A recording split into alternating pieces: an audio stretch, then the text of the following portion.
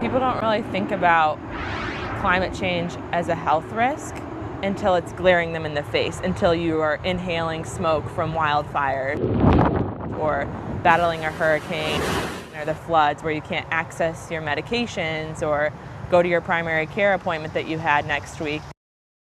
So that was Liz Carey, a registered nurse that we spoke to last summer about health and climate change. Right, and now just this week, the American Medical Association has officially declared climate change a public health crisis. Meteorologist Elisa Raffa is here to break it down for us now. And Elisa, this could have a big impact in many ways. Yeah, so not surprising that they're going ahead and calling it a public health crisis.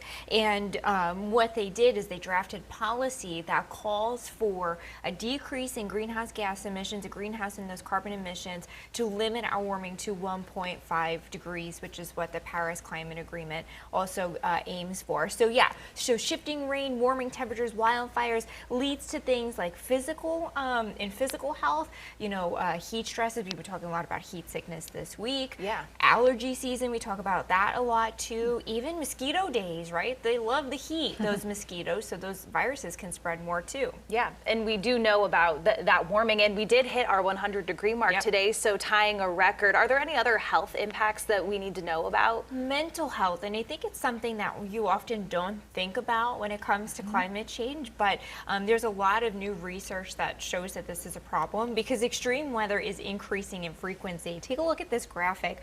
The number of days between billion-dollar disasters is decreasing. So you see how those bars are getting smaller? That is the number of days in between disasters. So you just don't have time to cope with stress and loss in between these disasters because they're increasing.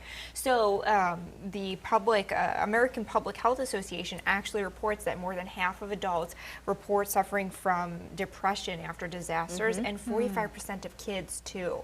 Wow. That makes sense because they're big events, and then when you don't have the time to recover from it, it just compounds on itself. Right, and it takes people so long sometimes to recover from those kinds of events. And that's stressful too. And then even, like Liz Carey was saying too, road closures after flooding, things like that. Yeah. If you had a therapy appointment, because you're suffering from something, you can't get there now if there's no power or the roads are closed or things like that. There are a lot of compounding kind of trickle down issues when it comes to this. Yeah, so Elisa, what's kind of next? What do we do with this information? So doctor's orders, we have to reduce those greenhouse gas emissions. And I think us in our everyday lives is to kind of pay attention to the reports as they come out, and every time the election cycle comes around, just pay attention to these issues and who has plans to kind of limit the greenhouse gas emissions, because that's what's causing these problems. And there's lots of data that you can easily find anytime, lots of resources out there to kind of dig into that data